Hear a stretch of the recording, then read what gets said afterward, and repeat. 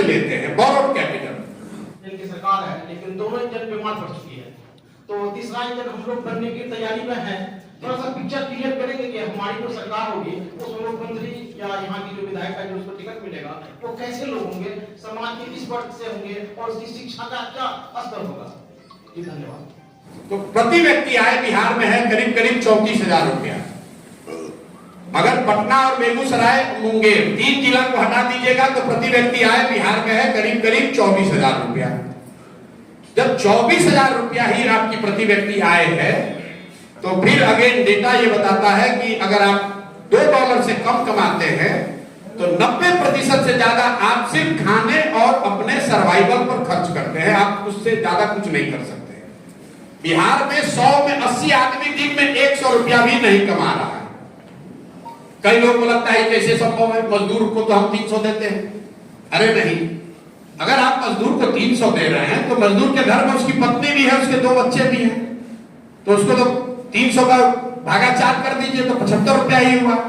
वो भी उसको 30 दिन रोजगार नहीं मिला, 15 दिन मिला तो उसको 30 ही रुपया हुआ। तो बिहार में 100 में 80 आदमी दिन में 100 रुपया नहीं कमा रहा है, तो जो भी कमाता है उसे खाने और कपड़ा और दवाई पे खर्च करता है, इसलिए उसके पास पूंजी है नहीं। दूसरा पूंजी का स्रोत है जो बोरोड कैपिटल है, जिनके 20% के पास भी समाज में पैसा है वो कुछ क्यों बड़ा नहीं कर पा रहे, क्योंकि यहाँ पर बैंकों से लोन नहीं मिलता है। बैंक के साथ बैठे हुए हैं, एक यहाँ रेशियो है आरबीआई देश में जारी करता है जिसको कहते हैं क्रेडिट डिपॉजिट रेशियो, जो ये बताता है कि समाज में पूंजी की उपलब्धता कितनी है। बैंकों के पास ये स्टैट्यूटरी गाइडलाइंस है कि जो पैसा आप और हम बैंक में रखते हैं उसका 70% पैसा उनको लोन के तौर पर समाज को वापस देना है। चाहे घर बनाइए आप उससे, गाड़ी खरीदिए, बिजनेस कीजिए, जो भी कीजिए, वो पैसा बैंक को देना है।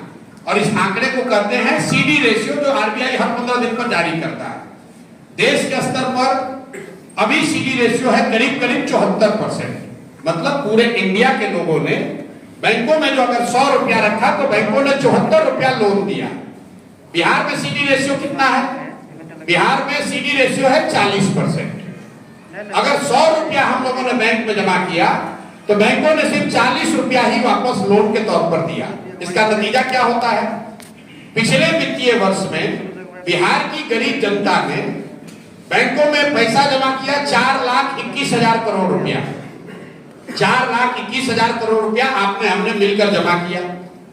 अगर सीडी रेशियो 70 भी रहता तो 2,80,000 करोड़ रुपया बिहार में इन्वेस्ट होता, घर बनाने के लिए, गाड़ी खरीदने के लिए, बिजनेस व्यापार करने के लिए। लेकिन चूंकि सीडी रेशियो 40% है तो पैसा मिला 1,61,000 करोड़ रुपया। बाकी पैसा कहां गया बैंक से?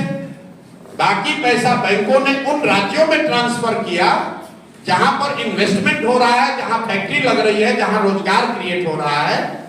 गुजरात में, कर्नाटक में, आंध्र प्रदेश में, तेलंगाना, तमिलनाडु और केरल में हर राज्य में सीडी रेशियो है 90 से ज्यादा। मतलब अगर आंध्र प्रदेश में लोगों ने 100 रुपया जमा किया तो वहां पर सीडी रेशियो 104 रुपया बैंकों ने लोन दिया। वो पैसा आंध्र में कहां से आया? वो पैसा यहाँ बिहार के बैंक ने ट्रांसफर किया है। और आप कहिए भाई तो कौन नया बात आप कहने लगे तो बिहार में चर्चा नहीं होता है, तो ऐसा नहीं है कि बैंकों की मनमानी है। देश के स्तर पर आपको जानना चाहिए, प्रधानमंत्री के चेयरमैनशिप में कमेटी है जो इस चीज को देखती है कि सीडी रेशियो 70 के नीचे न आए। राज्य के स्तर पर मुख्यमंत्री के चेयरमैनशिप में यह कमेटी है कि ये बैंकों के साथ मिलकर काम किया जाए कि 70% पैसा समाज में मिले। लेकिन जैसे यहाँ का टीचर और दरोगा, सीओ, बीडीओ मुख्यमंत्री का बात नहीं सुन रहा है, वैसे बैंकर भी बात नहीं सुन रहे हैं। अगर बिहार में सीडी रेशियो को 70 कर दिया जाए बैंकर्स के साथ मिलकर तो हर साल बिहार में 2.25 लाख से 2.5 लाख करोड़ रुपया एक्स्ट्रा इन्वेस्ट होने लगेगा। अगर आप अंदाजा लगाइए 2.5 लाख करोड़ रुपया एक्स्ट्रा यहाँ इन्वेस्ट हो तो कितने ज्यादा लोग घर बनाएंगे, कितनी ज्यादा गाड़ियां ज्यादा बिकेंगी। अगर आपको ये समझ में अभी भी नहीं आ रहा कि यहाँ जितने लोग बैठे आप सब गाड़ी से आए होंगे, गाड़ी या मोटरसाइकिल से आए होंगे। 100 में 90 गाड़ी और मोटरसाइकिल बैंक से फिनांस है। अगर बैंक से लोन न मिले तो आपको गाड़ी खरीदने में आधे लोग कहेंगे भैया छोड़ो बाद में खरीदेंगे। अगर कंजम्पशन बढ़ाना है तो पूंजी उपलब्ध होना चाहिए। तो जन स्वराज की ये सोच है कि 15 साल से 50 साल के हर उस व्यक्ति को जो कुछ न कुछ रोजी रोजगार करना चाहता है उसको लोन उपलब्ध कराया जाए, उसको बैंकों के साथ मिलकर पूंजी उपलब्ध कराई जाए ताकि घर घर रोजी रोजगार हो सके। इसके दो और पहलू हैं। हम लोग चूंकि बिहार की स्थिति इतनी खराब है तो हम लोग ये कह रहे हैं कि वो लोन 10% पर 12% पर नहीं 4% पर उपलब्ध कराया जाए। ये क्यों कह रहे हैं?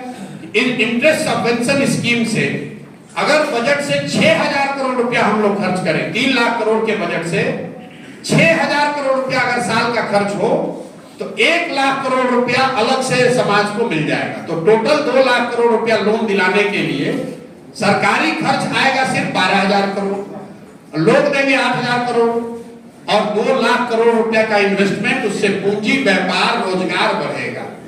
तो दूसरा पहला ये है कि लोन उपलब्ध हो, दूसरा यह है कि लोन 4% पर सस्ते दर पर उपलब्ध हो, और तीसरा रोजी रोजगार के लिए हम लोग कह रहे हैं कि मनरेगा को सीधा कृषि से जोड़िए। किसी ने कहा कि केंद्र से जो पैसा आ रहा हम लोग उसका इस्तेमाल नहीं कर पा रहे, ठीक बात है। पिछले साल मनरेगा में बिहार का यूटिलाइजेशन है 39%, मतलब 100 रुपया जो केंद्र से हम लोग ला सकते थे तो 61 रुपया तो लेकर ही नहीं आए, जो लेकर आए उसमें 40% चोरी कर लिया। और वो क्यों नहीं लेकर आ पाए, आप इसको जानने की जरूरत है। इसलिए नहीं लेकर आ पाए कि केंद्र सरकार पैसा तब देती है जब मैचिंग आप भी 20% दे पाए। आपको प्रपोजल देना पड़ता है कि उस पैसे का आप क्या करेंगे, बांध बनाएंगे कि खेती करेंगे कि घर बनाएंगे। यहाँ का अफसर और सरकार इतना निकम्मा है कि उसको फुर्सत ही नहीं है, जो पैसा आया आया, नहीं आया तो नहीं आया। हम लोग ये कह रहे हैं कि मनरेगा को कृषि से जोड़िए, क्योंकि यहाँ पर जो कृषक हैं जिनके पास जमीन है, ज्यादातर लोगों को अनुभव है कि बिहार में क्या चाहे जितनी गरीबी है उसको मजदूर नहीं मिल रहा। हम लोग ये कह रहे हैं कि मनरेगा के मजदूर को अगर कृषकों को दे दिया जाए जिसके पास जमीन है, इस शर्त के साथ कि अगर आप धान गेहूं की खेती छोड़कर नकदी फसलों की खेती करने लगे तो आपको मजदूर मुफ्त मिलेगा। इसका फायदा क्या होगा? फायदा ये होगा कि हम लोग मनरेगा का पैसा जो दिल्ली सरेंडर कर रहे हैं वो पैसा बिहार में आने लगेगा।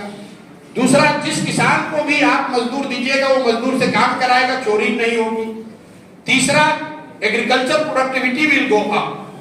अगर आप अभी धान उगा रहे हैं 1 एकड़ में, उसी 1 एकड़ में अगर आप लहसुन उगाने लगिएगा तो आपकी आमदनी बहुत ज्यादा बढ़ सकती है, क्योंकि बिहार में जो जमीन है उसको कोई बढ़ा नहीं सकता, उसी जमीन से प्रोडक्टिविटी को बढ़ाया जा सकता है। तो जो 3 बातें हम लोग कह रहे हैं जिससे बेरोजगारी और पलायन को रोका जा सकता है, वो है पूंजी की उपलब्धता, दूसरा है पूंजी का जो कॉस्ट है उसको टेम्पररी कम से कम 5 साल 10 साल उसको सब्सिडाइज करना, मतलब 4% 5% पर लोगों को दिलाना, और तीसरा मनरेगा को कृषि से जोड़कर एग्रीकल्चर प्रोडक्टिविटी को सुधारना। तो ये 2 बात आप किसी को कह सकता है कि भैया आपने इतना बड़ा ज्ञानी है, CD रेशियो को पहले का भी चर्चा हुआ है। तो मैं आपको दावा कर रहा हूं, कुछ लोग यहाँ बड़े होशियार भी बैठे हुए हैं, कुछ पत्रकार भी बैठे हैं। अगली बार जब आपको यहाँ का फिनांस मिनिस्टर मिले तो उससे पूछिए कि प्रशांत किशोर कह रहा है कि 26 लाख करोड़ रुपया बैंक वाला सब ट्रांसफर कर दिया, आपको इस पर क्या कहना है? तो कहेगा ये क्या होता है, CD रेशियो क्या होता है भैया? अगर फिनांस मिनिस्टर बता दे तो हमको बताइएगा कि क्या होता है।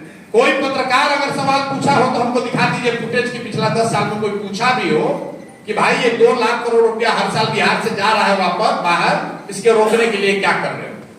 तो अगर आप बेवकूफों की जमात बनकर रहिएगा, बेवकूफ आदमी को ही राजा बनाइएगा, जो फिनांस मिनिस्टर है उसको एफ की जानकारी नहीं है, वो फिनांस मिनिस्टर है, तो यही दुर्दशा होगी। और ये सारा ज्ञान हमारे पास नहीं है। बिहार के हजारों लोग पूरे दुनिया में एक से एक विद्वान लोग बैठे हैं जो ये मदद कर रहे हैं, जो बता रहे हैं। आप रघुराम राजन का नाम जानते हैं, आपको लगता है बहुत बड़े इकोनॉमिस्ट है, आपको ये नहीं मालूम है इसी बिहार की प्राची मिश्रा एक लड़की है जो उनसे बराबर की या उनसे बेहतर इकोनॉमिस्ट, जो बिहार की लड़की है, यहीं की एक डॉक्टर की लड़की है। बहुत सारे लोग, आपने एनके सिंह का नाम लिया, 50 लोग दुनिया में ऐसे हैं बहुत बड़े बड़े जगह पर जो बिहार के हैं, कुछ करना चाहते हैं, लेकिन यहाँ सरकारों ने ऐसी व्यवस्था ही बंद कर रखी है, कोई आकर कुछ कर ही नहीं सकता है। हम यहाँ 3 साल पहले आने से पहले जाते थे हार्वर्ड में, मैं स्पीच देने जाता हूँ, पढ़ाने जाता था पहले। वहां पर मुझे जानकर आश्चर्य हुआ अमेरिका में सबसे अच्छा मेडिकल कॉलेज हार्वर्ड का माना जाता है। उसमें बायोटेक्नोलॉजी जो डिपार्टमेंट है वो दुनिया में नंबर 1 है। वहां पर 28 बच्चे रिसर्च स्कॉलर सब बिहार के, 28 लोग बिहार के बच्चे हैं वहां। आप समझ रहे हैं कि बिहार वो बच्चे हमसे कोविड से पहले जब मैं लास्ट गया था मिलने आए कि सर हम लोग चाहते हैं कि बिहार में, आप जानते हैं नीतीश कुमार को हम लोग कुछ करना चाहते हैं, बायोटेक्नोलॉजी में कुछ करना चाहते हैं। 6 महीने से हम लोग लिख रहे हैं, सरकार से कोई जवाब नहीं दे रहा है। अरे भैया बायोटेक्नोलॉजी के बारे में लिखिएगा, यहाँ मंत्री बैठा हुआ तो सोच रहा है कौन डॉक्टर का प्रैक्टिस जाता है उससे रुपया ले, उसको बायोटेक्नोलॉजी का फुर्सत कहाँ है। जो स्वास्थ्य मंत्री बनता है तो सबसे पहले लिखता है, पहले पता है हम रहे सिस्टम हम आपको बता रहे हैं, वो कहता है कौन कौन डॉक्टर के ज्यादा प्रैक्टिस है पहले पता कराओ, और उसका ट्रांसफर इतना दूर करो कि आके 5 लाख रुपया दे। वो बायोटेक्नोलॉजी कैसे सुधारेगा भाई? उसको क्या मतलब है जीनोम्स क्या होता है? हम लोग के मुख्यमंत्री कह रहे हैं कि मोबाइल का इस्तेमाल इतना हो रहा है कि अब दुनिया खत्म होने वाली है और आप कह रहे हैं कि यहाँ रोजगार नहीं होगा। पूरा दुनिया में लोग कह रहे हैं आर्टिफिशियल इंटेलिजेंस की बात हो रही है और हम लोग का मुख्यमंत्री कह रहा है कि मोबाइल का इस्तेमाल करने से दुनिया खत्म होने वाली है। अब फिर आप सोचिएगा कि बिहार का विकास नहीं हो रहा है। तो मेरे भाई, बिहार का विकास तब होगा जब आप और हम जगेंगे। हम लोग गांव में जाते हैं, सबसे पहले जो कहता है बड़ा भ्रष्टाचार है, सुनते सुनते कान पक गया, कहता भैया मुखिया इतना चोरी कर रहा है। हम सीधा मुंह पर कहते हैं, जाके देख लीजिए मोबाइल पर कि 500 रुपया लेकर वोट तुम दोगे, मुर्गा भात खाकर तुम वोट दोगे, 2 पाउच पर वोट का सौदा तुम करोगे, तो तुम्हारा मुखिया विधायक चोर नहीं होगा तो हरिश्चंद्र होगा। अरे तो आप 500 रुपया लेकर बिहार के सोच रहे हैं कि हम लूट के घर भर ले, अब बाकी सब ईमानदार हो जाए। भगत सिंह सबके घर में पैदा हो, हमारे घर में नहीं होना चाहिए। हमारा लड़का ठीक रहे, बाकी सबके घर में भगत सिंह हो जाए, ये कभी संभव है? अगर सुधार करना है तो भैया आपको खुद सुधरना पड़ेगा। और ये कहने से कि बिहार में बड़ा अंधकार है, ठीक बात है, अंधकार है, लेकिन अंधकार है ये कहने से तो अंधकार दूर नहीं होगा। किसी को एक माचिस जलानी पड़ेगी, किसी को प्रयास करना पड़ेगा। आप ये लिख के ले लीजिए। कई लोग यहाँ बैठे हुए, एक अंतिम बात आपके लिए कहूंगा, जो यहाँ के बिहार के नजरिए से पैसे वाले लोग हैं, आपको लग रहा है कि हमारा जीवन तो ठीक है चल रहा है, हमारा लड़का तो IIT में है, हमारा लड़का बंगलोर में, हमारा लड़का मेडिकल पढ़ रहा है। आपका दुर्दशा गरीब आदमी से भी ज्यादा है। गरीब का जो बच्चा है वो तो गया है बाहर मजदूरी करने, जब उस जवानी उसकी खत्म हो जाएगी, शरीर का ताकत खत्म होगा, वापस आएगा, अपने गांव में रहेगा। जो अच्छे भले घर के लड़के हैं, एक बार पढ़कर बाहर चले गए, तो लिख के ले लीजिए, अब आपका लड़का बच्चा आपके यहाँ वापस लौट कर आने वाला नहीं, आने वाला नहीं है आपका बच्चा। हमारे बाबूजी भी बहुत घर बनाए, हमारे बाबूजी डॉक्टर थे, बहुत घर बनवाए हैं बड़ा बड़ा, वहां दिया बत्ती जलाने वाला भी कोई नहीं। आप जिनके घर में बैठे हुए देख लीजिए, इनको कोई पैसे की कमी नहीं है, इनके यहाँ भी कोई मैनेजर लोग ही चला रहे हैं, कोई यहाँ लौटने वाला नहीं। अगर आपका लड़का बहुत काबिल है, आप बुढ़ापा में भगवान न करे बीमार पड़ जाइएगा, तो दिल्ली बंगलोर के किसी फ्लैट में आपका जीवन बीतने वाला है। इसलिए अगर आप पैसा कमा रहे हैं, कुछ अच्छा कर रहे हैं, तो आपकी ज्यादा जिम्मेवारी है कि समाज को सुधारने के लिए कुछ कीजिए, नहीं तो जो आज बना रहे हैं ये आपके बच्चों के हाथ नहीं लगने वाला है। हम लोग सेकेंड जनरेशन है, बाबूजी कमाए हैं तो अभी फिर भी दर्द है, नहीं बेच रहे हैं, बना नहीं रहे, घर ढिबला रहा है लेकिन बेच नहीं रहे। हमारा लड़का जो कभी बिहार आया ही नहीं, जानता ही नहीं है कि पूर्णिया कहाँ है, सासाराम कहाँ है, वहीं अमेरिका में बैठे बैठे बेच देगा कि 20 करोड़ रुपया मिल रहा है, चलो हटाओ किनारे पर, क्या करना है। इसलिए अगर आप अपने को प्रबुद्ध मानते हैं, पैसे वाला मानते हैं, तो कुछ समाज के लिए कीजिए, क्योंकि अगर नहीं कीजिएगा बिहार डूबेगा, जहाज डूबेगा तो उस पर बैठा हुआ हर आदमी डूबेगा। ये मत समझिए कि हम बच जाएंगे, कोई नहीं बचने वाला। अंतिम बात, प्रयास हम करें या आप करें, प्रयास आज हो या 20 वर्ष के बाद हो, करना तो किसी न किसी बिहार के ही आदमी को पड़ेगा। कोई तमिलनाडु से आपको सुधारने वाला नहीं है। तय आप कर लीजिए कि आपको सुधार करना है कि नहीं करना है, और बिल्कुल सुधार किया जा सकता है। साइंस कहता है कि सिर्फ किसी भी समाज को बदलने के लिए 3% लोगों को एकाग्र होकर एक मत होना है। 3% लोग किसी भी समाज को बदल सकते हैं। ये मानव सभ्यता का डेटा बता रहा है पिछले 2000-3000 साल में जिस भी समाज में 3% लोग इकट्ठा हो गए किसी आइडिया के पीछे, उन्होंने समाज को पलट दिया। आप सोच रहे हैं कि समाज में अंतिम आदमी जनसुराज से जब जुड़ेगा तब बिहार सुधरेगा। जब भी आपको लगे कि भैया हम तो गांव में जाते हैं, आधा आदमी जनसुराज नहीं जानता है, तो जरा याद कीजिए कि जब 15 अगस्त 1947 जब देश आजाद हुआ, आजादी से बढ़ के तो कोई चीज नहीं है। उस दिन भी अंग्रेज कम से कम आधे भारतीय अंग्रेजों के पेरोल पर नौकरी कर रहे थे कि नहीं कर रहे थे? उस दिन भी अंग्रेजों के नौकर थे कि नहीं थे? जब जान रहे कि हार गया चला जा रहा है, उस दिन भी अंग्रेजों के हाथ नौकरी कर रहे थे, उस दिन भी अंग्रेजों को कहने पर गोली चला रहे थे। तो 100% आदमी समाज में नहीं सुधर सकता है। आप अपना देखिए, आप सुधरिए, अपने साथ जितने लोगों को सुधारना चाहते हैं वो सुधारिए। 10 में 3 आदमी भी अगर मान जाए तो व्यवस्था परिवर्तन होना ही होना है। मोदी जी को कितना वोट दिए मिला है? 31%।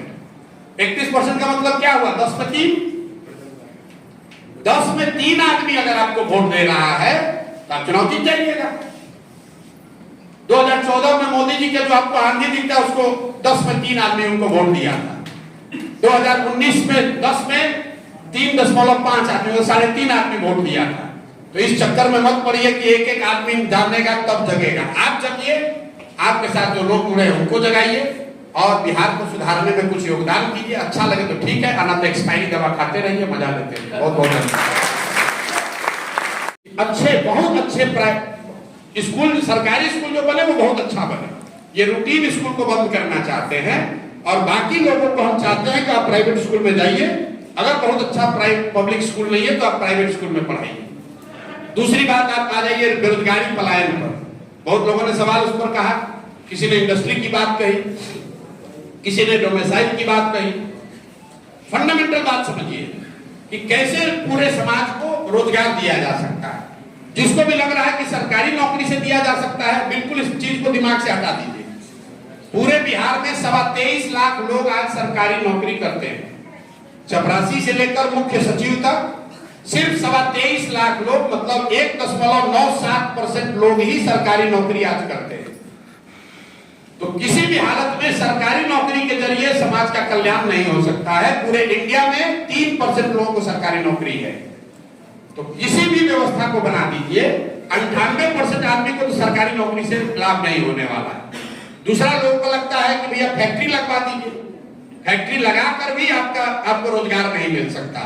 यहाँ पर जो लोग इकोनॉमिक्स को समझने वाले बैठे हैं, किसी भी अर्थव्यवस्था को 3 भाग में लोग बताते हैं।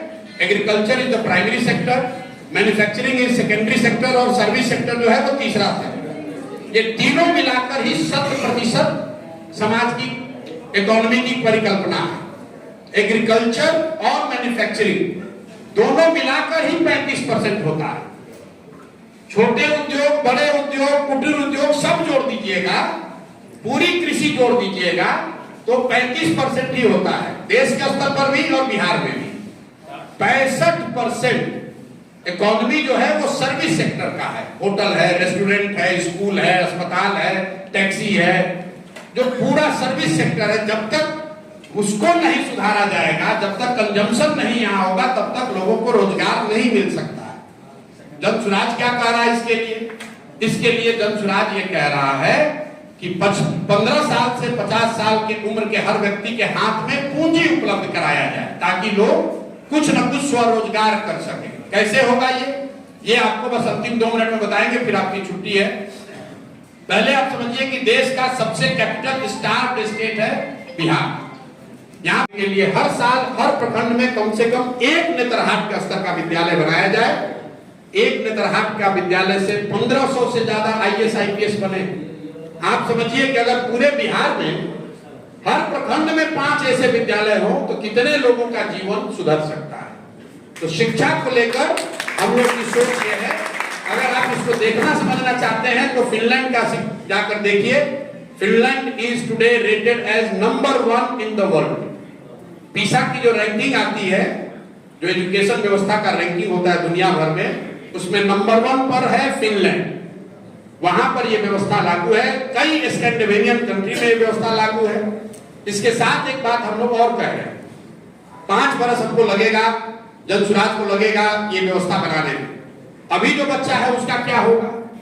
उसके लिए हम लोग कह रहे हैं कि भाई साहब ने जो कहा 75 और 60 हो 75 की बात नहीं कर रहे, हम लोग ये कह रहे हैं कि जब तक सरकारी व्यवस्था न सुधरे तब तक पेरेंट्स को ये ऑप्शन होना चाहिए, गरीब पेरेंट्स को, कि अगर आप चाहें तो अपने बच्चे को प्राइवेट स्कूल में भेजिए, उसका फीस सरकार भरेगी। कुछ लोग तुरंत कहेगा भाई ये तो सब आदमी प्राइवेट में जाना चाहेगा, नहीं जाना चाहेगा। अमेरिका के कई देश राज्यों में यह व्यवस्था लागू है। अगर आपको कोई कह दे कि भाई पटना मेडिकल कॉलेज में एडमिशन होगा, प्राइवेट मेडिकल कॉलेज में कहां पढ़ाओगे अपने बच्चे को, तो तुरंत लोग कहेगा पटना मेडिकल कॉलेज में पढ़ाएंगे। अगर आपको कहा जाए आईआईटी में पढ़ोगे कि प्राइवेट इंजीनियरिंग कॉलेज में पढ़ोगे, 100% लोग कहेगा नहीं हम अपने बच्चे को आईआईटी में पढ़ाना चाहते हैं। डेटा ये बताता है कि अगर सरकारी विद्यालय अच्छा हो तो लोग पब्लिक स्कूल में भेजना चाहते हैं, प्राइवेट स्कूल में नहीं जाना चाहते हैं। ये पूरे दुनिया का डेटा है। तो हम लोग ये चाहते हैं कि जो पब्लिक सेक्टर का जो एजुकेशन सिस्टम है उसको सुधारा जाए और साथ में लोगों को ये कूपन, ये विकल्प दिया जाए।